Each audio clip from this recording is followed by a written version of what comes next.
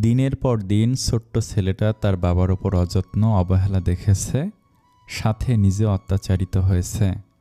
তারপর ইভান আর তার বাবাকে এখানে নিয়ে আসি। ইভানের পড়াশোনা 1 বছর গ্যাপ যায়। এখানে দিব্যর স্কুলে একসাথে ভর্তি করি ইভানকে। অল্প দিনের ছোট বড় হওয়ায় ইভান দিব্য ছোটবেলা থেকেই তুই তুকারি করে নাম ধরেই ডাকত। একসাথে দুজন পড়তে থাকে। ইভান ইন্টারে পড়াকালীন তার বাবাও না ফেরার দেশে পাড়ি দেয়। অনার্স পাশ করার পরই ইভানকে আমি অফিসে বসতে বলি। ইভান মাস্টার্স পড়তো আর চাচা চাচির সাথে অফিসে ব্যবসাও সামলাতো। চলছিল মোটামুটি সব কিছু। এর মধ্যে কিছুদিন পরেই ইভানের বিয়ের কথা বলতে ইভানের নিজস্ব পছন্দ আছে তা জানায়। যদিও আমি প্রেম প্রীতি এসব সম্পর্ক পছন্দ করি না, ইভান দাদুভাই এতিম ছিল বিধায়ী আমি এক বাক্যে রাজি হয়েছিলাম। দাদুভাইয়ের বাগদান হলো, বিয়ের দিন আসলো। জানি না কি হলো, বিয়ের দিন কনে পালালো। পার্লার থেকে কনে কমিউনিটি সেন্টারে আর ফেরেনি। কি একটা চিরকুট লিখে সে মাইয়া উধাও হয়ে গেল। এরপর থেকে ইভান একদম পাল্টে যেতে থাকে। নূরজাহান হতাশার নিঃশ্বাস ফেলল। হতচ্ছাড়ি ওই মাইয়ার জন্য আমার 2 দাদুভাইয়ের সম্পর্ক খারাপ হয়। ইভান দাদুভাই দিব্য দাদুভাইয়ের দোষ দেয়, ওই মাইয়ারে পালাতে দিব্য সাহায্য করেছে। কিন্তু কথা হলো, ওই মাইয়া কি ছোট খুকি? অত বড় মাইয়ারে কাউরে ফসলানো লাগে? সব দোষ ওই হতচ্ছাড়ির। সামনে পেলে শিলপাটায় পিষে ফেলতাম। অসভ্য মেয়ে মানুষ কোথাকার। তুই যদি বিয়ে করবি না, তার জন্য তোর বিয়ের দিন পর্যন্ত আসা লাগে? আগেই তো বলতে পারতিস বিয়ে করবি না, আর আগে রংঢং করছিস কেন? এতক্ষণের বেদনার্ত নীল মুখটা মুহূর্তের আগে লাল হয়ে আসে নূরজাহানের। যেভাবে বলছে মনে হচ্ছে সামনে থাকলে কাঁচায় চিবিয়ে খেয়ে ফেলত, যাতে করে একটু হলো রাগ মিটত। তনুজার অবচেতন মন আওড়ায়। তার মানে লোকটা এই জন্য মেয়েদের ঘৃণা করে। সৎ মায়ের অত্যাচার। সৎ মা বাবাকে অসুস্থ রেখে পালিয়ে গেছে, আবার ওনার ভালোবাসার মানুষটিও হঠাৎ বিয়ের দিন পালিয়েছে। তবে কি এটাই সত্যি উনি আমাকে দয়া দেখেই বিয়ে করেছে? তাহলে ওনার আর আমার সাথে ঘটে যাওয়া এই বাজে ঘটনার পিছনে কার হাত আছে? কে সে? আর তার উদ্দেশ্য বা কী ছিল? আমাকে এসব প্রশ্নের উত্তর জানতেই হবে। তনুজার ভাবনা ভাঙে নূরজাহানের কর্কশ গলার আওয়াজ শুনে। এই মেয়ে, এই, আমি এতক্ষণ তোমার কাছে এসব বলার মানে নিশ্চয়ই তুমি বুঝতে পেরেছ। ইভান দাদুভাইয়ের সকল কষ্ট ধুয়ে মুছে সাফ করে দেওয়ার দায়িত্ব তোমার। মেয়ে মানুষ চাইলেই সব পারে। ইভান কি ছাইপাশ খায়? এই জন্য ডাক্তার দেখিয়েছি, কাউন্সিলিং করা হয়েছে, তবুও সব না গেলে সে থাকতে পারে না। ডাক্তার বলেছেন অতিরিক্ত মদ এভাবে খেতে থাকলে শরীরের জন্য ক্ষতি হবে, বড়সড় ব্যাধি বাঁধতে পারে। এখন তোমার কাজ স্বামীর দেখভাল করা, ওই সব ছাইপাশ ছাড়ানো। আমি বুদ্ধি দেই, তাড়াতাড়ি বাচ্চা নাও। বাচ্চা নিলে সংসার প্রতি টান মহব্বত হবে, তখন এই সুন্দর পৃথিবীতে আরও দীর্ঘদিন বাঁচতে ইচ্ছে হবে। নিজের প্রতি যত্নবান হবে। আর তুমিও বাচ্চাটার কথাটা বলে কয়ে এসব ছাড়তে বলবে, বুঝেছ? তনুজার চোখ দুটো বড় বড় হয়ে যায়। ভাষা ভাষার চোখ দুটোয় কালোমণি স্থির হয়ে তাকিয়ে আছে বোকার মতো। তনুজা হ্যাঁ বা না কিছুই বলে না। তনুজা থ মেরে নির্বাক থাকে। তনুজা রুমে যায়। মুখটা তার মলিন হয়ে আছে। জীবন তাকে কোথায় এনে দাঁড় করালো। সে ভাবতে পারছে না এখন কি করবে। তনুজা হাতের বাক্সটা রাখলো। ওয়াশরুম থেকে পানির শব্দ আসছে। তনুজা দাঁড়িয়ে কিছুক্ষণ জীবনের মোড় কোথায় তাকে আনলো সেসব ভাবনায় মগ্ন হয়। তন্মধ্যে ওয়াশরুমের দরজা খোলার শব্দ হয়। শব্দ শুনে ভাবনা থেকে বেরিয়ে তনুজার সামনে তাকায়। ইভানের পরনে সাদা টাওয়েল হাঁটু অবধি, বুকের লোমগুলো ভিজে লেপ্টে আছে। কপালের ওপর থাকা চুলগুলো থেকে টপটপ পানি ঝরছে। ইভানের শ্যামবর্ণ মুখটা সদ্য গোসল হয়, স্নিগ্ধ লাগছে। ইভান সামনে তাকাতেই দুজনের চোখাচোখি হয়। ইভানের চোখে চোখ পড়তেই তনুজা দৃষ্টি নামিয়ে নেয়। তনুজার হঠাৎ অস্বস্তি ঠেকেছে। ইভান ওর মতো সোজা ক্যাবিনেটের সামনে দাঁড়িয়ে আছে। তারপর পোশাক বের করে বিছানায় রাখে। তনুজা ব্যালকনিতে যাবে বলে তাড়াতাড়ি করে পা বাড়ায়। হঠাৎ ফ্লোরে থাকা কার্পেটে পা বেছে উষ্টা খায় তনুজা। আর ওদিকে ইভান শার্ট প্যান্ট বিছানায় রেখে আয়নার সামনে দাঁড়াবে বলে এগোচ্ছিল। এমন সময় তনুজা উষ্টা খেয়ে তার গায়ের ওপর পড়ে। আচমকা পড়ায় ইভান ব্যালেন্স রাখতে না পেরে তনুজার কোমর এক হাত ধরে দুজনে ফ্লোরে ধপাস করে পড়ে যায়। তনুজার কোমর এক হাতে ধরে আছে ইভান। উন্মুক্ত কোমরে ঠান্ডা হাতের স্পর্শ অনুভব হতেই তনুজার গা শিরশির করে ওঠে। কেমন একটা অদ্ভুত শিরশিরানি বয়ে যায় পুরো শরীর জুড়ে। তনুজার পেরব শরীর মৃদু কেঁপে ওঠে। ইভানের উন্মুক্ত বুকের ওপর পড়ে আছে তনুজা। তনুজার নিঃশ্বাস ভারী হয়ে আসলো। রীতিমতো তনুজার বুক কাঁপছে। ইভান তার গায়ের ওপরে থাকা তনুজার ভীতু ফেস আর মায়াভরা চোখের দিকে কপাল কুঁচকে তাকিয়ে রয়। তনুজা জিভ দিয়ে নিচের ঠোঁট ভিজিয়ে নিয়ে মিহিসরে আওড়ায়, হাতটা সরান। ইভানের হুঁশ হয়। তড়িৎ সে তনুজার কোমর থেকে হাতটা সরিয়ে নেয়। তনুজা দ্রুত উঠে দাঁড়ায়। ইভান নিজেও অপ্রস্তুত হয়। পরপর ইভান উঠে দাঁড়িয়ে অপ্রস্তুত কণ্ঠেই শুধায়, ঠিক আছে তুমি? কোথাও লাগেনি তো? তনুজা উল্টো দিক ঘুরে দাঁড়িয়ে আছে। পায়ের নখ দিয়ে ফ্লোর খুঁড়ছে সে। তনুজা মিনমিনে স্বরে জবাবে বলে, আমি ঠিক আছি, লাগেনি আপনার? ইভান নিজেই নিজের করা প্রশ্নে বিস্মিত হয়। বাবা, সে জেসে কোনো মেয়ের খোঁজ নিচ্ছে, তার আঘাত লেগেছে কিনা জানতে চাইছে।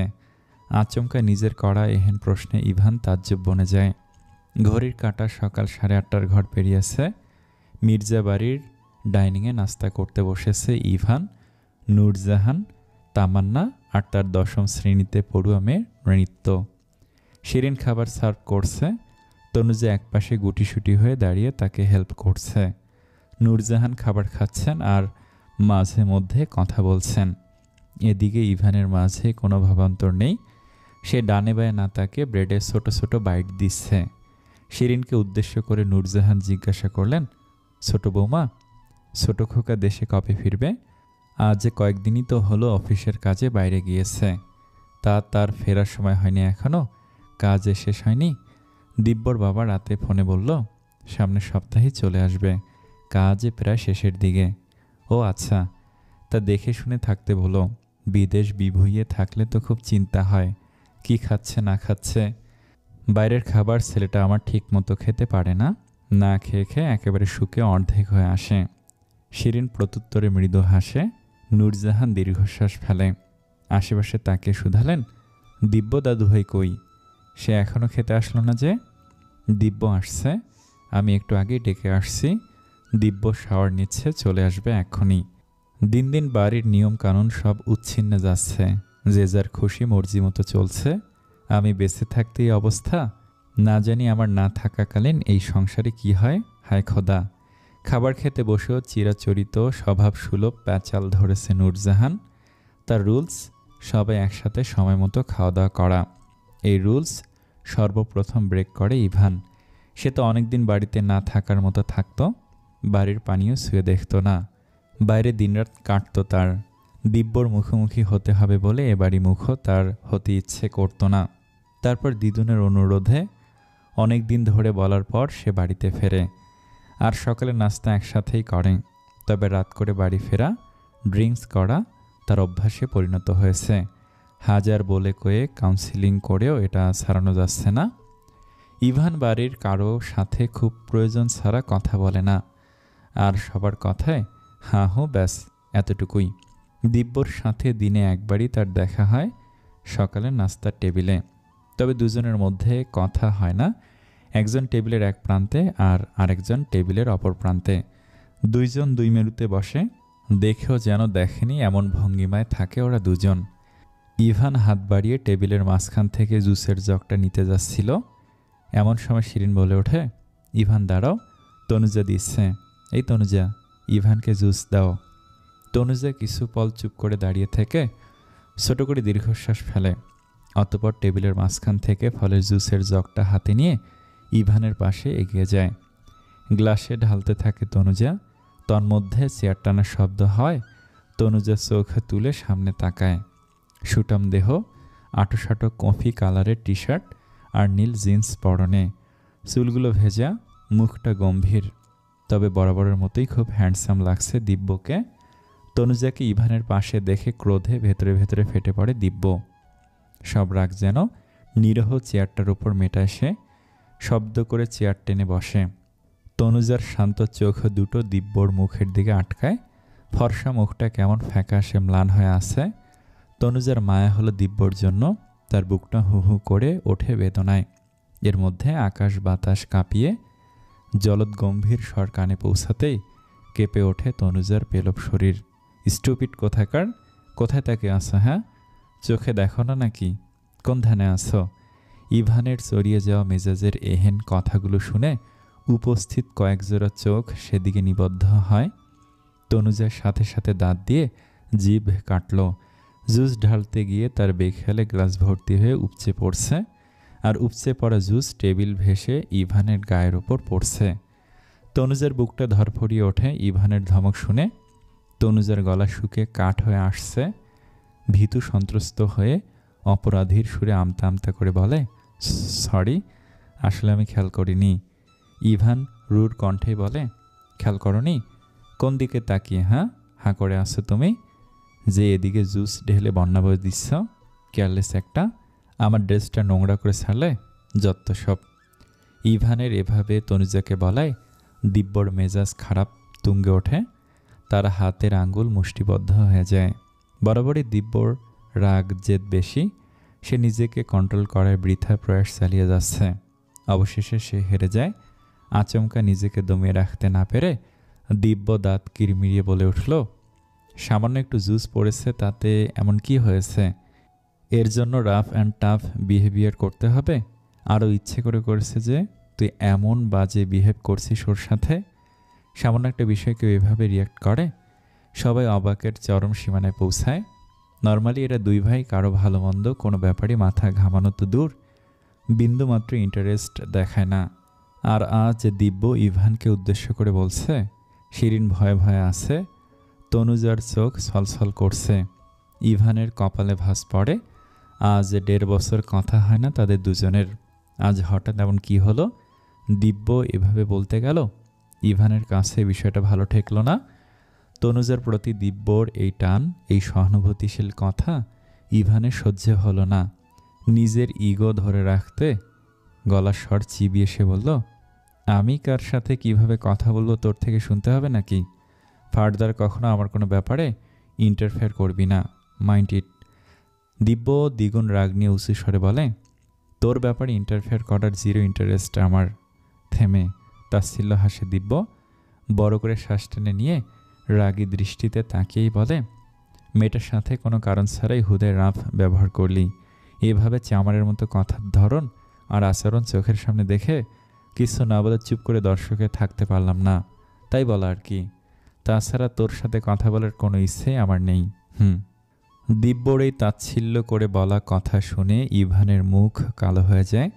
সে কণ্ঠে তেজ নিয়ে বলল, আমি আমার বউয়ের সাথে যেভাবে ইচ্ছে সেভাবে কথা বলবো, তাতে তোর কোনো সমস্যা আছে? দিব্য চোখ বন্ধ করে নেয়। কপালের নীল রগগুলো ফুলে উঠেছে তার। ইচ্ছে করছে এই টেবিলটা উল্টে ফেলে দিতে, খাবার সহ সব কিছু ছুঁড়ে মারতে, তাতে যদি একটু হলেও রাগটা কমতো। নূরজাহান অগ্নির চক্ষু নিয়ে তনুজার দিকে তাকিয়ে আছে। তামান্না তামাশা দেখছে নৃত্য সরু চোখে ভাইয়াদের দিকে ভীতু ফেস করে তাকিয়ে। দিব্য কিছু বলবে সেই সময় শিরিন বড় বড় শ্বাস ফেলে বলেন, ইভান, দিব্য, অনেক হয়েছে, ব্যাস আর নয়। একটা সামান্য বিষয় নিয়ে তোমরা দুই ভাই এমন করলে হয়? এটা লোকে শুনলে কি বলবে বলো তো আমায়? দুই ভাই আজ 1.5 বছর হলো কথা বলো না। এটা নিয়ে সোসাইটিতে আড়ালে কথা হয়, সেসব না হয় বাদ দিলাম। এখন যদি তোমরা এইভাবে ঝগড়া করো, এসব লোকে শুনলে তো তাদের হাসি ঠাট্টা বাড়বে বই কি কমবে না। লোক সমাজে বের হতে লজ্জা করবে। দিব্য ফুঁসতে ফুঁসতে বলে, আর দিদন, তোমাকে বলি, কি হলো না হলো আর অমনি একটা মেয়েকে ধরে বিয়ে দিয়ে দিলে? জাস্টিফাই করলে না আসলে দোষীকে? মেয়েটার দোষ আছে কি না সেসব না জেনে জোর করে বিয়ে দিয়ে দিলে? হা হা হা। তাও যদি একজন সুস্থ মানুষ হতো। যে নিয়মিত ড্রিঙ্কস করে সে কখনোই সুস্থ মস্তিষ্কের লোক হয় না। এই বিয়ে দিয়ে তোমরা তনুজার ক্ষতি করেছ। এর ফলাফল দেখতে পেলে তো আজ যে সামান্য একটা বিষয় নিয়ে ও তনুজার সাথে কি বাজে আচরণ করলো। 2 দিন পর তনুজার গায়ে হাত তুলবে না, এর গ্যারান্টি দিতে পারবা? বলো বলো আমায়। ইভান কাঁচের গ্লাসটা চেপে ধরেছে।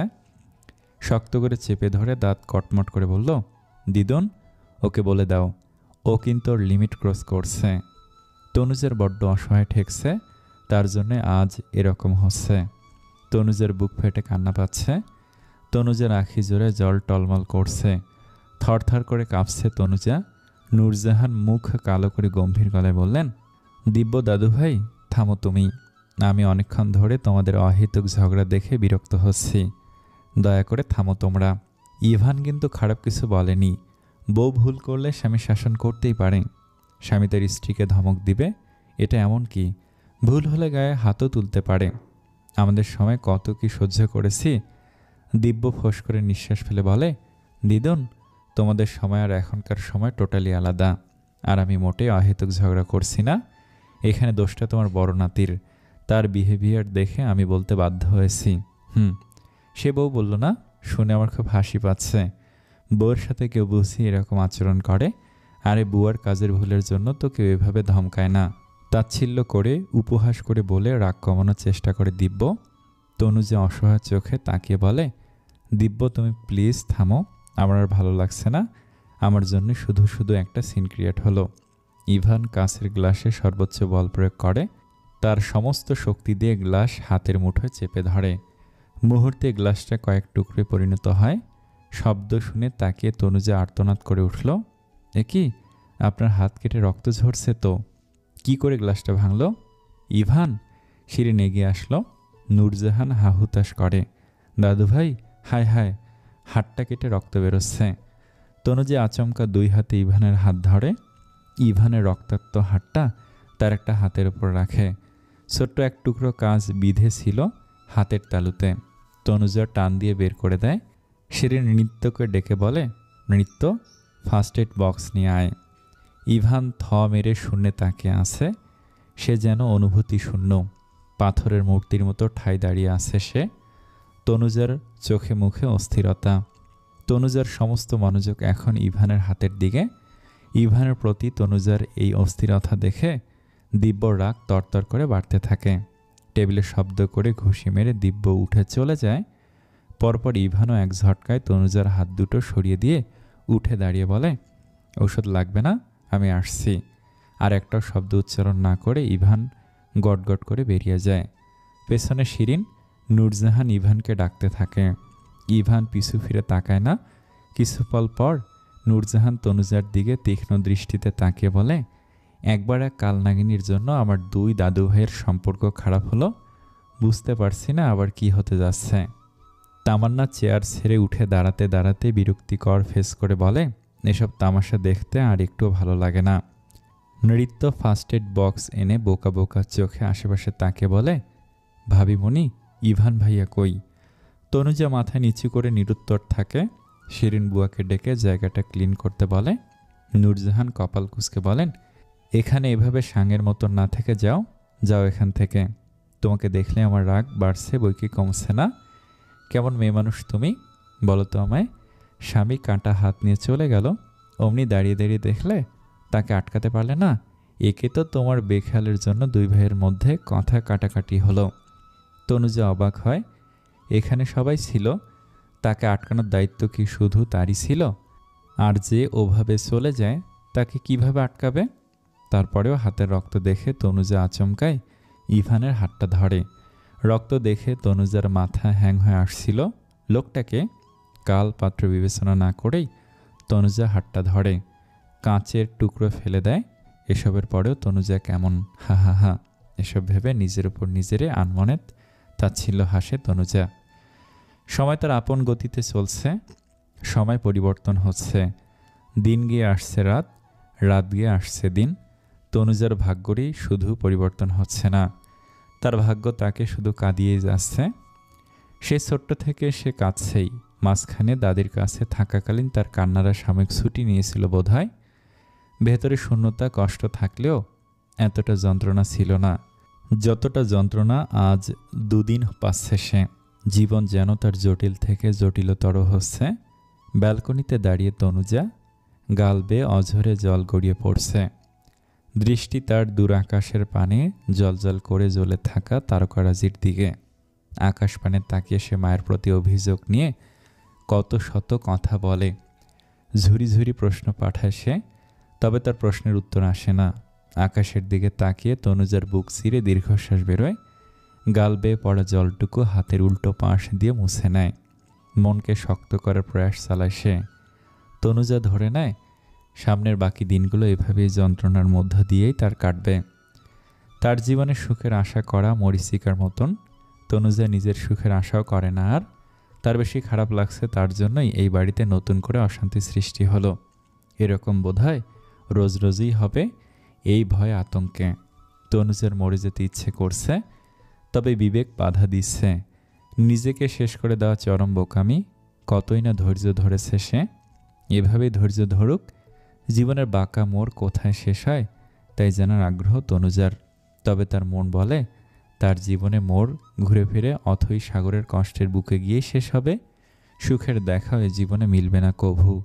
তনুজা নিজের মনোবল বাড়ানোর চেষ্টা করে, তার অবচেতন মন আওড়ায়। জানি না আমি কিচ্ছু জানি না। ওনাকে আমি আপন করতে পারবো কিনা তা জানি না।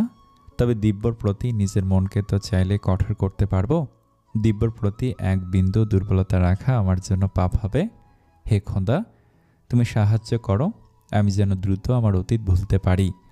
রাতে খাবার টেবিলে দিদুনের কথা স্মরণ হয় তনুজার। দিদুন তাকে জিজ্ঞাসা করে ইভানকে সে ফোন করেছে কিনা, ফোন করে কখন আসছে তা জেনেছে কিনা। তনুজা কোনো জবাব দিতে পারে না, কারণ সে তো কল করেনি। আর কল করা তো দূর, একবারও খোঁজ নিয়ে হাতের অবস্থা কেমন জিজ্ঞাসা করার কথাই তার মাথায় আসেনি।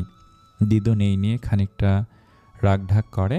কেমন বউ, সারাদিনে একবারও ফোন দিয়ে শোনেনি। শিরিন সুলতানা বলেছেন ইভানের সাথে দ্রুত সম্পর্কটা স্বাভাবিক করে নিতে, আর ওদিকে দিদুন তো আসেনি। উফ। তনুজা হতাশার নিঃশ্বাস ফেলে। তনুজার জন্য গ্রো আপ করা এতটা সহজ নয়। তারপরও মানুষটা কীরকম, এক্ষেত্রে তনুজা কি করবে ভেবে পাচ্ছে না। যেদিকে তাকাচ্ছে সেদিকে ধুধু মরুভূমি দেখতে পাচ্ছে তনুজা। দীর্ঘক্ষণ ব্যালকনিতে থেকে অতঃপর তনুজা রুমে গিয়ে সোফায় বসে। শরীরটা ক্লান্ত থাকায় চোখ দুটো বুজে আসছে তার। সোফায় গা এলিয়ে দিতে ঘুমিয়ে পড়ে সে। রাত 11:30 বাজে। পুরো বাড়িতে নীরবতা বিরাজমান। ইভানের কাছে চাবি থাকে, নিজে দরজা খুলে ভেতরে আসে সে। প্রতিদিনের তুলনায় আজকে একটু আগেই ফিরেছে সে। আজকে মাত্র 1 প্যাক হুইস্কি খেয়েছে সে। অফিসে আজকে সারাটা দিন তার কেমন কেমন যেন অস্থির ঠেকেছিল। আবার প্রতিদিন যেখানে বাড়ি ফিরতে ইচ্ছে করে না, আজ কেন জানি সন্ধ্যা থেকেই বারবার বাড়িতে ফেরার কথা মনে হচ্ছিল।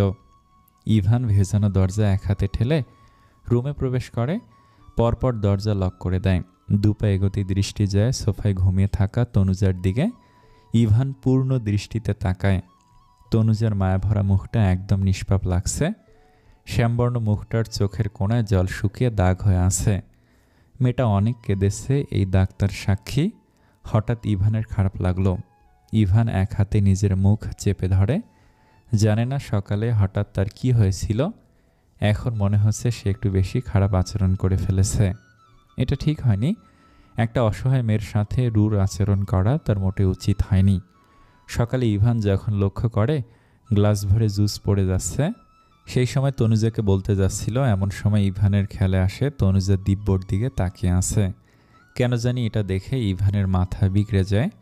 তৃষার কথা মনে হয় তনুজাও বোধহয় সুদর্শন দিব্যকে আকর্ষিত হচ্ছে। ইভানের মনে হয় সবাই সমান। এই মেয়েও তৃষার মতো তার শ্যামবর্ণ গায়ের রঙকে কুৎসিত বলে। ফর্সা হ্যান্ডসাম দিব্যকেই চাইবে। এসব ভেবে তার কেমন নিজেকে এলোমেলো লাগে, আর সেই জন্য তনুজার সাথে রূঢ় আচরণ করে ফেলে। তারপর দিব্যকে তনুজার হয়ে এভাবে বলায় যেন আগুনে ঘি ঢেলে দেওয়ার মতনই হয়। ইভানের রাগ আগুনের মতন দাউ দাউ করে বাড়তে থাকে। ইভান ওয়াশরুমে গিয়ে ফ্রেশ হয়ে নেয়। পোশাক পাল্টে সবুজ টি শার্ট আর কালো ট্রাউজার গায়ে জড়ায়। চুলগুলো হাত দিয়ে ব্রাশ করে নিতে নিতে চোখ সোফায় যায়। তনুজা একটু নড়ে, হাত দুটো মাথার নিচে দেয়। তনুজার পেট থেকে কাপড় সরে গিয়ে মসৃণ মেদহীন পেট দেখা যাচ্ছে। বুকের ওপর থাকা আঁচলও একপাশে সরে আছে। ইভান শুকনো ঢোক গিলে নেয়। তার পুরুষালী নজরকে সে ঘুরিয়ে নেয়। ইভান বিছানায় বসে তার বিবেকে বাজছে, মেয়েটা সোফায় কিভাবে শুয়ে আছে। পাশ ফিরতে গেলে যদি পড়ে টরে যায়। এভাবে ঠিক হচ্ছে কি? বাইরে আবার বৃষ্টি হচ্ছে, সারাদিনই গুড়ি গুড়ি বৃষ্টি হচ্ছে। সন্ধ্যা থেকে ছিল না, আবার খানিক আগে থেকে ঝুম বৃষ্টি শুরু হয়েছে। আজকের ওয়েদার ঠান্ডা, তনুজার গুটিসুটি হয়ে শোয়ার কারণ ওর বোধহয় শীত লাগছে। ঠোঁট দুটো থেকে থেকে কাঁপছে। অনেকক্ষণ দ্বিধাদ্বন্দ্বে থাকার পর ইভান তনুজার কাছে এগোয়। আচমকা তনুজার মুখের ওপর থাকা চুলগুলো এক হাতে সরিয়ে দেয় ইভান। তারপর সকল দ্বিধাকে কাটিয়ে তনুজাকে কোলে তুলে নেয়। আলগোছে তনুজাকে বিছানায় শুয়ে দেয়। পরপর লাইট নিভিয়ে ডিম লাইট জ্বালিয়ে নিজেও একপাশে শুয়ে পড়ে। তনুজার শীত শীত অনুভব হচ্ছিল। তনুজা ঘুমের মধ্যে এগিয়ে আসে, ইভানের গায়ের সাথে গা লাগিয়ে জুবুথুবু হয়ে শোয়। মেলি শরীর গায়ের সাথে লাগায় ইভানের শরীর শিহরিত হয়। ইভান 2 হাত দিয়ে তনুজাকে দূরে সরিয়ে দেয়। পরপর চাদর টেনে তনুজার গায়ের ওপর দিয়ে দেয়। বড় বড় শ্বাস ফেলে ইভান উল্টো পাশ ঘুরে শুয়ে পড়ে। আকাশ যেন গুঙ্গিয়ে কাঁদছে। আকাশের বুক চিরে কান্নারা বৃষ্টি হয়ে ধরণীতে নামছে। কাঁদছে দিব্যর বুকের ভেতরটা। শান্তি মিলছে না তার। ঘুম নেই চোখ দুটোতে। দিব্যর কষ্ট, রাগ, ক্ষোভ সব আজ মিলেমিশে একাকার হয়ে রয়েছে। ব্যালকনিতে দাঁড়িয়ে একের পর এক সিগারেট শেষ করছে দিব্য। ব্যানসন সিগারেটের প্যাকেটটা আর কিছুক্ষণ গেলেই খালি হবে বলে মুখটা উঁচুতে তুলে ধোঁয়া ছেড়ে খানিকক্ষণ আকাশের দিকে নিষ্প্রভ চাহনিতে চেয়ে রয়। এর মধ্যে মোবাইলে রিং হয়। পকেট হাতড়ে ফোন বের করে আননোন নাম্বার দেখে কপাল কুঁচকে আসে দিব্যর। খানিক সময় নিয়ে রিসিভ করে সে। হ্যালো, কে? ওপাশ থেকে কোনো শব্দ আসে না। দিব্য আবার বলে, হ্যালো, কে? শুনতে পাচ্ছেন? হ্যালো। তবুও কোনো সারা শব্দ পাওয়া যায় না। দিব্যর এবার রাগ হয়। দিব্য বকে কিছু বলবে তার আগে মেয়েলি ভয়েস আসে। দিব্যর কুঁচকানো ভুরু আরও কুঞ্চিত হয়। তার সুডোল সুন্দর কপালে ভাঁজ প্রগাঢ় হয়। কণ্ঠটা কার মস্তিষ্ক জানান দিতেই মাথায় রক্ত ওঠে দিব্যর। Hello babe, how about you? পরিচিত মেইলি স্টাইলিশ ভয়েস শ্রবণ হতেই দিব্যর ছড়িয়ে থাকা মেজাজ দ্বিগুণ হয়। দিব্যর আগে ফোঁস করে নিঃশ্বাস ফেলে। শক্ত কণ্ঠে প্রশ্ন করে ওঠে, আবার কেন কল করেছ? তোমাকে ওয়ার্নিং করা সত্ত্বেও নিউ নাম্বার দিয়ে আমাকে আবার কল দেওয়ার সাহস কোথায় পেলে তুমি? আর কি চাই তোমার? তোমাকে চাই। পাতলা ওষ্ঠজোড়া নেড়ে বিড়বিড়িয়ে বলে তৃষা, যা ফোনের এপাশে থাকা দিব্যর কানে পৌঁছায় না। তৃষা দিব্যর কথা আজ আর গায়ে মাখল না। তৃষা নড়েচড়ে বসে। মুখে একটা পৈশাচিক হাসি ঝুলিয়ে শান্ত কণ্ঠে বলল, কুল কুল কুল বেব, এত হাইপার হওয়া ঠিক নয়। উত্তেজিত হওয়া স্বাস্থ্যের জন্য ক্ষতিকর। আমি আবার বরাবরই ভালো মন্দের দিকে একটু বেশি খেয়াল রাখি। তোমার ভালো চাই, তাই বলছি শুধু শুধু উত্তেজিত হয়ে প্রেশার বাড়িও না ডার্লিং। তৃষার ন্যাকামি কথা শুনে দিব্যর গা জ্বলে উঠল। দিব্য তেজি গলায় বলে, ন্যাকামি বন্ধ করো।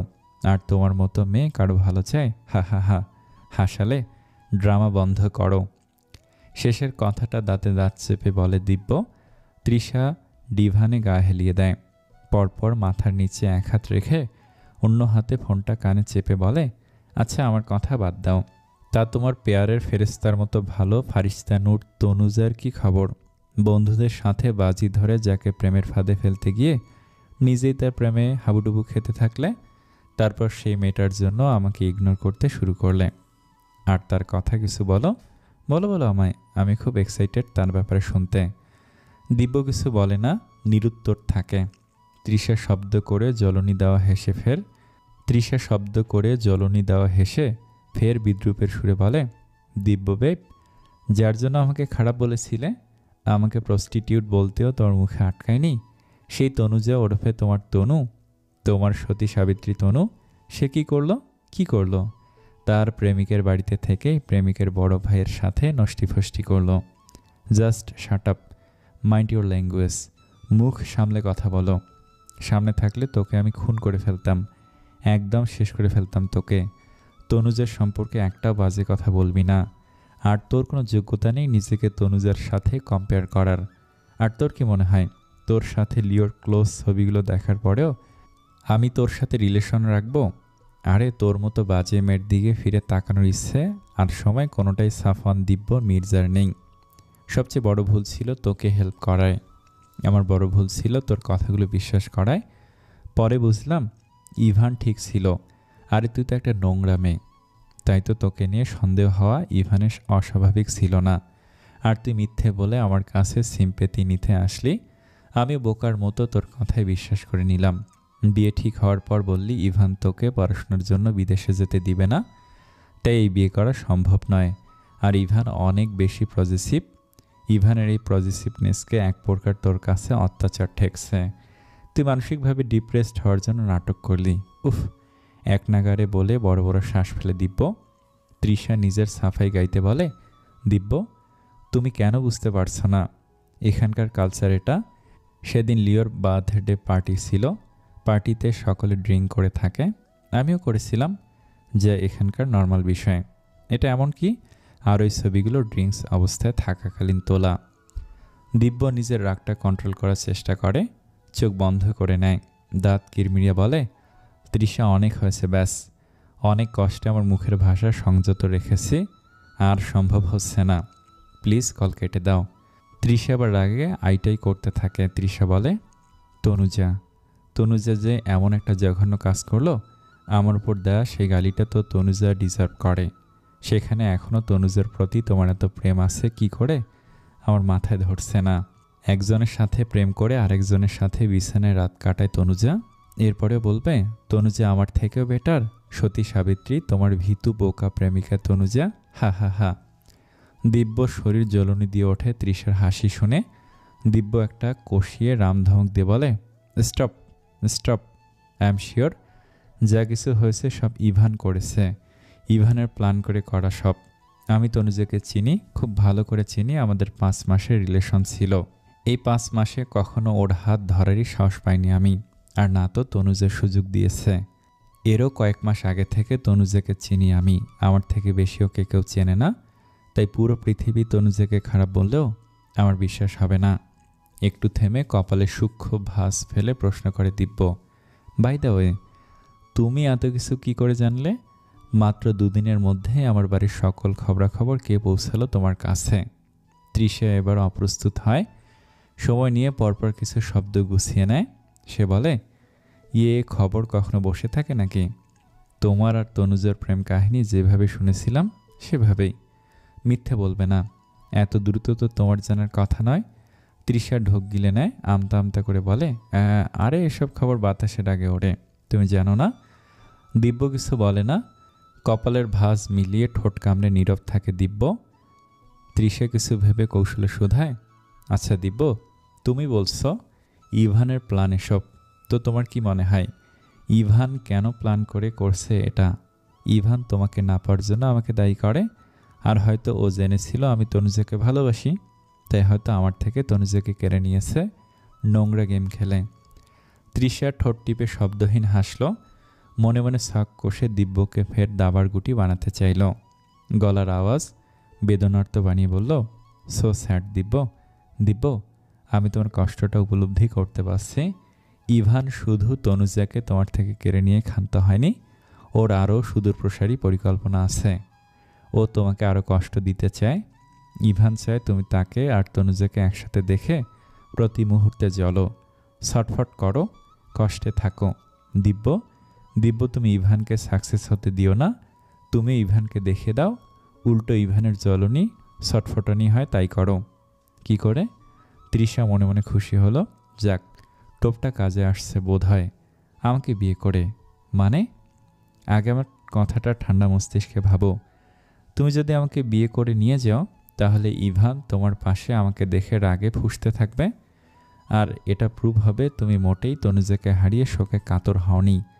তনুজা তোমার বাজি ধরা প্রেমী ছিল, আর তোমার জন্য তো আমি ছিলামই। তোমাকে আর আমাকে দেখলে ইভান লুসির মতো ফুলবে। গোবাচারা ইভান, সে আর তোমার কষ্টে পৈশাচিক আনন্দ নিতে পারবে না, উল্টো নিজের কষ্ট বাড়বে। অসম্ভব। তোমার কথা শুনে একবার জীবনে বড় ভুল করে ফেলেছি, সেই ভুলের মাসুল গুনতে হচ্ছে আমাকে তনুজাকে হারিয়ে। প্রকৃতির বিচারের কথাটা মিথ্যে নয়, আমি হারে হারে সেটা টের পাচ্ছি। আর ইভানের থেকে প্রতিশোধ নিতে আমি একাই যথেষ্ট। তার জন্য জেনে শুনে তোমাকে নিজের গলার কাঁটা হিসেবে আমি নিতে চাই না। না পারবো গিলতে আর না তো উগড়াতে। আর আমি তনুজার সামনে প্রমাণ দেব ইভান ইচ্ছে করে ফাঁদে ফেলে তাকে বিয়ে করেছে। সবার সামনে ইভানের ভালো মানুষের মুখোশ খুলব। আমার মনে হয় তনুজা প্রমাণ পাওয়ার পর ইভানকে ডিভোর্স দিতে রাজি হবে। আমি বললাম, তুমি ঠান্ডা মস্তিষ্কে ভাবো, এদিকে প্রমাণ জোগাড় করতে থাকো। যদি প্রমাণ না পাও, ইভানকে শাস্তি দেওয়ার জন্য সেকেন্ড অপশন হিসেবে আমাকে নিতে পারো।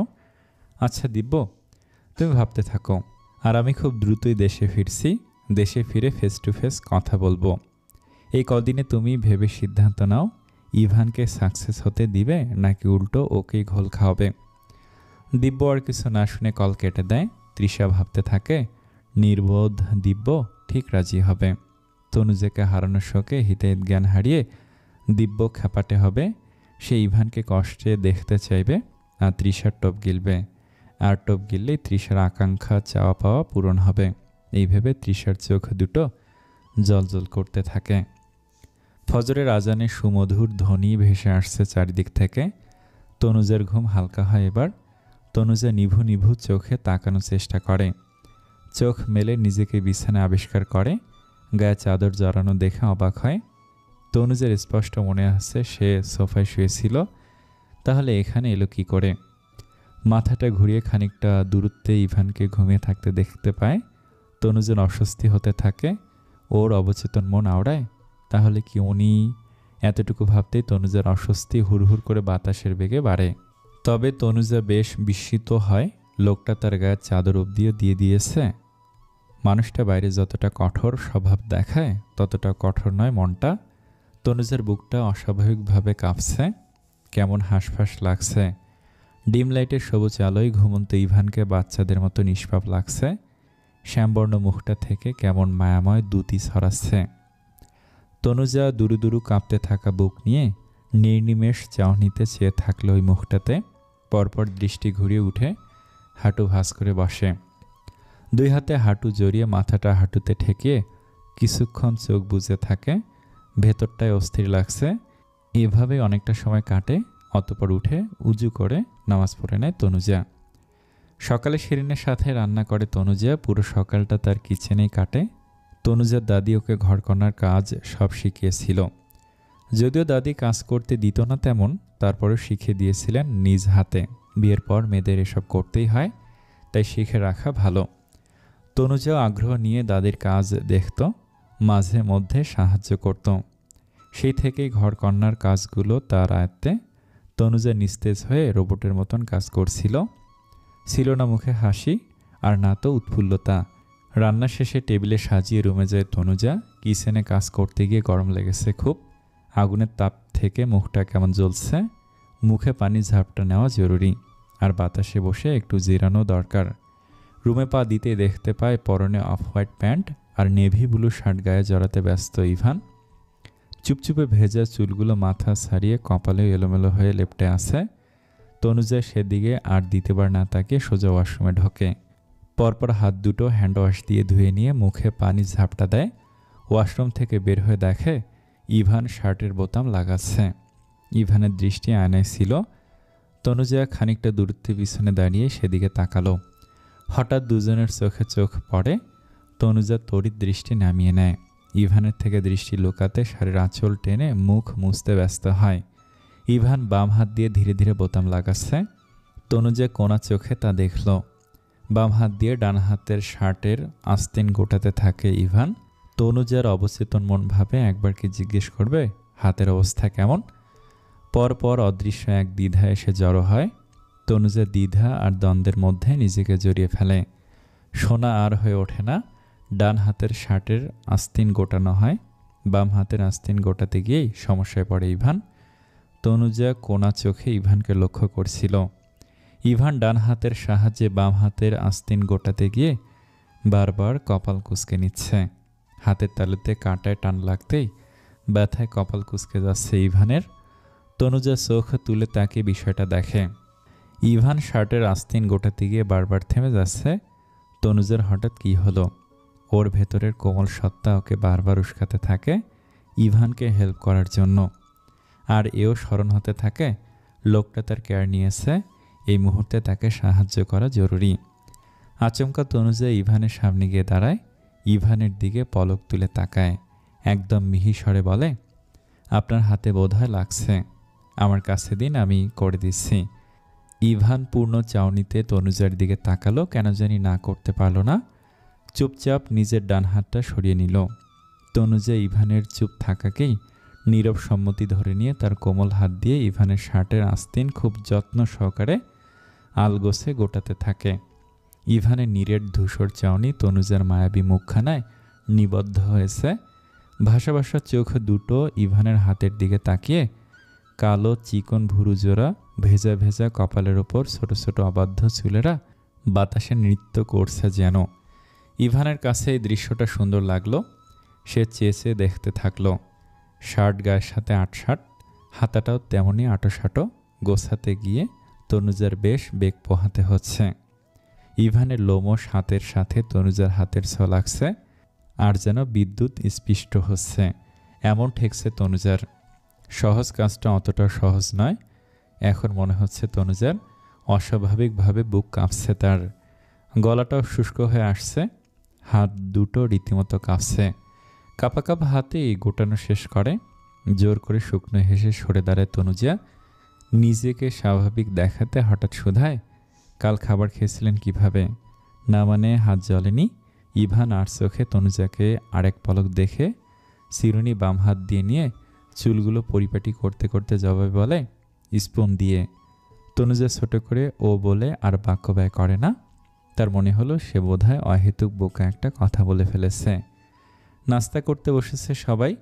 নূরজাহান শিরিনকে উদ্দেশ্য করে বললেন, দিব্য কই, খেতে আসলো না যে? থাকমা, আসেনি যখন পরে এসে খেয়ে নিবে। চোখে চোখে আরও কিছু কথা হয় শাশুড়ি বউয়ের। নূরজাহান আজ আর কথা বাড়ালেন না।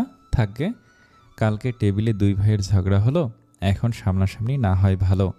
শেষে রাগঢাক করে একজনও খাবারই খাবে না হয়তো। শিরিন তনুজাকে ডেকে বলল, তনুজা তুমিও বসে পড়ো, অনেক বেলা হয়েছে।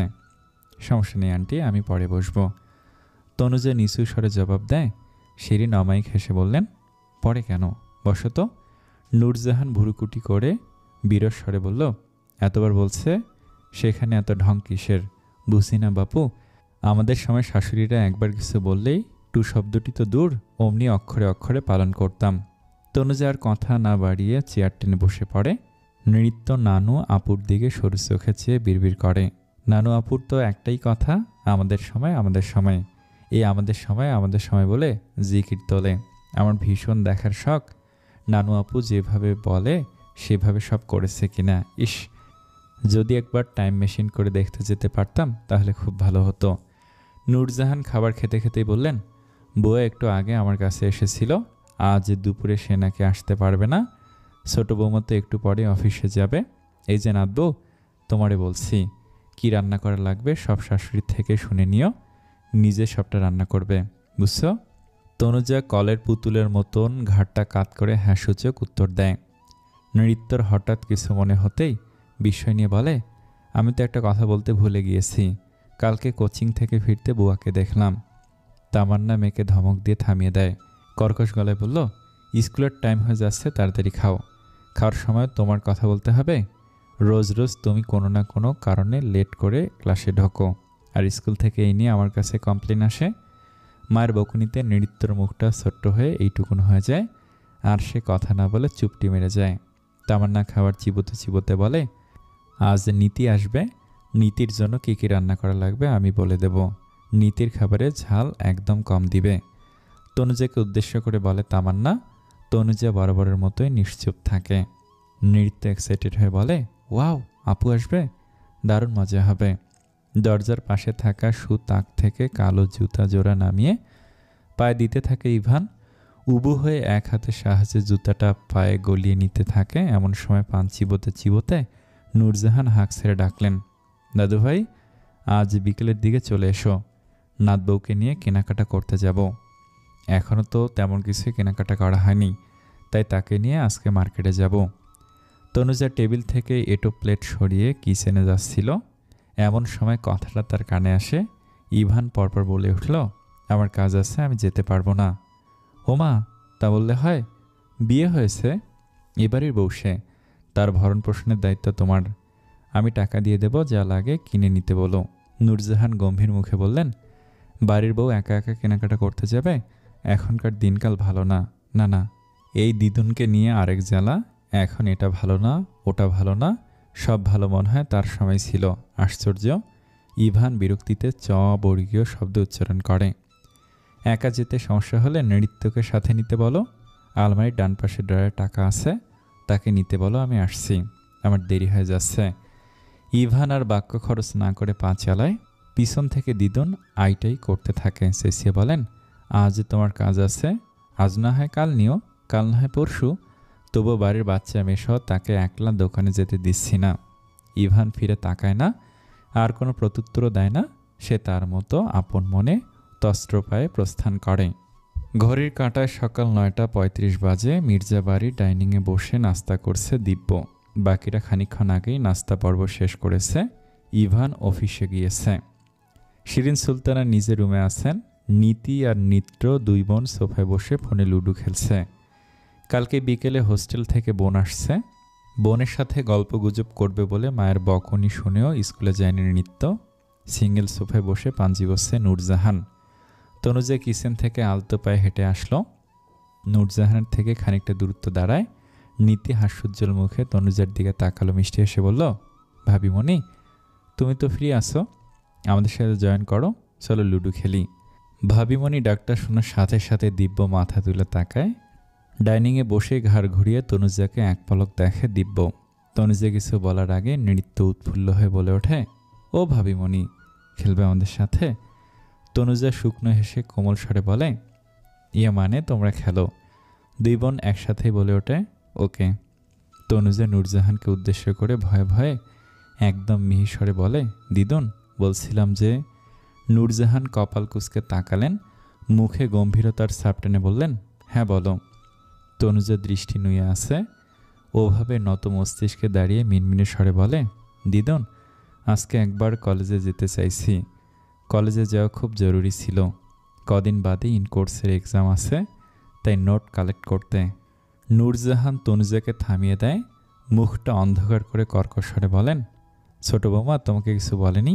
তাকে যে আমি বলেছিলাম তোমাকে বলতে, পড়াশোনা বাদ দিতে, সে বলেনি তোমায়? তনুজা কিছু বলে না, নিরুত্তর থাকে সে।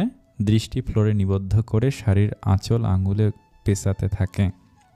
নূরজাহান গলা খাকারি দিয়ে ফের বলেন, আচ্ছা আমি বলছি, পড়াশোনা বাদ দাও, পড়াশোনার কথা বাদ দিয়ে মন দিয়ে ঘর সংসার করো, তাড়াতাড়ি ছেলেপুলে নাও, স্বামী সংসার সামলাও। তুমি তো আর চাকরি বাকরি করে আমার নাতিকে খাওয়াবে না, তাই অত শিক্ষিত জ্ঞানী হতে হবে না। যেটুকু পড়েছ ওই দিয়ে ছেলেপুলে মানুষ করতে পারলেই চলবে। দিব্য খাবার প্লেটে পানি ঢেলে হাত ধুয়ে নেয়। সবটুকু খাবার খায় না সে। দিদুনের কথা শুনে তার মেজাজ 400 হয়ে যায়। দিব্য চেয়ার ছেড়ে উঠে দাঁড়িয়ে বলে, এটা কেমন কথা দিদুন? পড়াশোনা কি শুধু মানুষ চাকরির জন্য করে? পড়াশোনা করলে জানাশোনা বাড়ে, জ্ঞান বাড়ে। আর তনুজাকে তুমি পড়াশোনা বাদ দিতে বলেছ কেন? আমার মাথায় ধরছে না, আশ্চর্য। নূরজাহান নাক মুখ সিটকে বলেন, তোমার জ্ঞানের কথা রাখো দাদু ভাই, তোমার জ্ঞানের কথা রাখো দাদু ভাই। তোমার মতো লেখাপড়ার জ্ঞান আমার না থাকলেও সংসারের জ্ঞান অভিজ্ঞতা আমার অনেক বেশি আছে। এই চুলগুলো এমনি পাকেনি, সংসার করতে গিয়ে কালো চুলগুলো পাক ধরেছে। তাই আমার অভিজ্ঞতা থেকে বলছি, বিয়ে হয়েছে, এবার ঘর সংসার করে খাক। নিতু সরু চোখে চেয়ে নানু আপুর কথা শুনছে। অনেক কষ্টে সে হাসিটা চেপে রেখেছে। ঠিক করে হেসে ফেললে আবার মহাবিপদ। নানু আপু অসন্তুষ্ট হবে, সাথে ফ্রিতে এত প্যাচাল ধরবে। দিব্য বিরক্ত হয়ে বলল, দিদুন, বাদ দাও তো তোমার সেকালের ধ্যান ধারণা। আর তনুজা কলেজে যাবে, সামনে ওর পরীক্ষা, তাই শুধু শুধু তনুজাকে। নূরজাহান একটু ধমকে সুরে বলে, এই যে দাদু ভাই, তুমি বা কিসের লেখাপড়া করছো? যদি তোমার মধ্যে আদব কায়দায় না থাকে, সে লেখাপড়ার 1 পয়সার দাম থাকলো? এই যে বারবার আমি একটা জিনিস লক্ষ্য করছি, তুমি তনুজা তনুজা বলছো। বড় ভাইয়ের বউকে কেউ এভাবে সম্বোধন করে? বলো আমায়। থেমে শাসনের সুরে ফের বলল, আর যেন তোমাকে তনুজা তনুজা বলে নাম ধরে ডাকতে না শুনি। বয়সে ছোট হলেও ও তোমার সম্মানে বড়, তাই এখন থেকে তুমি ওকে ভাবি বলে ডাকবা। দিব্যর রাগ তরতরিয়ে আকাশসম হলো। রাগ করে চেয়ারের পায়ে লাথি দিয়ে সে হনহনিয়ে সিঁড়ি ভেঙে উপরে উঠতে থাকে। চেয়ারের শব্দে কিছুক্ষণ চতুর্দিকে ছড়াতে থাকলো। দিব্যর ওপর রুষ্ট হয়ে নূরজাহান আফসোস করে বলেন, দুটো নাতির একটাও মনের মতো হয়নি। একজন তো হয়েছে রোবট, আরেকজন হয়েছে রাগের খনি। কিছু বললেই তিনি ভাঙচুর শুরু করে দেয়। উফ। তনুজা পাথর বনে দাঁড়িয়ে আছে। তনুজা আর রা শব্দটিও করে না। সে অসারের মতো শরীর নিয়ে উপরে যায়। করিডোর দিয়ে যাচ্ছিল তনুজা, এমন সময় পিছন থেকে ডাক আসলো, তনুজা। তনুজার পা দুটো থেমে যায়, তবে তনুজা পিছন ফিরে তাকায় না, আর কোনো সাড়াও দেয় না। দিব্য অস্থির চিত্তে বলল, তনু, তোমার সাথে কিছু কথা আছে। তুমি সবসময় আমার থেকে পালিয়ে বেড়াচ্ছ, তোমার সাথে কথা বলার স্কোপই পাচ্ছি না। তুমি আমাকে খুলে বলো সেদিন অ্যাকচুয়ালি কী হয়েছিল। আমি শুরু থেকে শেষটা শুনতে চাই। তোমার যতটুকু মনে আছে ততটুকু বলো, দেখি কোনো ক্লু পাওয়া যায় কি না। দিব্যর দিকে পিঠ করে উল্টে দাঁড়িয়ে তনুজা দীর্ঘশ্বাস ফেলে প্রত্যুত্তরে বলে, কি দরকার এখন আর এসব জেনে? কি লাভই বা? যা ক্ষতি হওয়ার তো হয়ে গিয়েছে। এখন আসল হাজারটা সত্যি সামনে এলেও এই ক্ষতি তো পোষাবে না। এই অসুস্থ সম্পর্ক থেকেও তো আর বেরোনো যাবে না। তাই বাদ দাও। আমি সত্যিটা বের করতে চাই, ইভানের মুখোশ উন্মোচন করতে চাই। তুমি আমায় হেল্প করো তনু। তনুজা মনে মনে তাচ্ছিল্য হাসে, ধরে আসা গলায় বলে, এই বিয়েটা হওয়ার আগে তোমার এসব বলা উচিত ছিল। এখন হাজারটা সত্যি সামনে আসলেও এই বিয়েটা মিথ্যে হয়ে যাবে না। তাই আমি আর এসব নিয়ে কিছু ভাবতে চাই না। আর দিব্য, তোমাকে রিকোয়েস্ট করছি, তুমি যখন তখন এভাবে আমার সামনে এসো না। সেদিন আন্টি তোমার সামনেই তো বলল, আর যে কেউ দেখলে আমাকে দোষারোপ করবে। ছেলেদের তো কোনো কালেই দোষ থাকে না। দীর্ঘশ্বাস ফেলে তনুজা থেমে থেমে বলতে থাকে, আমি জানি না আমি নিজেকে কতটা গুছিয়ে নিতে পারবো, তবে চেষ্টা করব। আর দিব্য, একজন শুভাকাঙ্ক্ষী হিসেবে বলছি, প্লিজ আমায় ভুলে যাও, গ্রো আপ করো। জীবন কখনো থেমে থাকে না। সময়ের সাথে সাথে জীবন তার নিজস্ব ছন্দে চলতে থাকে। তুমি আমার থেকেও বেটার কাউকে ডিজার্ভ করো। হয়তো তোমার জন্য সামনে ভালো কিছুই আছে। তাই অযথা আমাকে নিয়ে ভেবে সময় নষ্ট না করে নিজেকে গুছিয়ে নাও। সুন্দর একটা ভবিষ্যতের প্রত্যাশা রাখো। দিব্যকে আর কোনো কথা বলার সুযোগ না দিয়ে তনুজা লম্বা কদম ফেলে প্রস্থান করে। রুমে গিয়ে দরজা বন্ধ করে অমনি নিচে বসে পড়ে। আটকানো কান্নার এবার বাঁধ ভাঙে। আখিজোড়া থেকে নোনতা জলের ফোয়ারা নীরবে ঝরতে থাকে।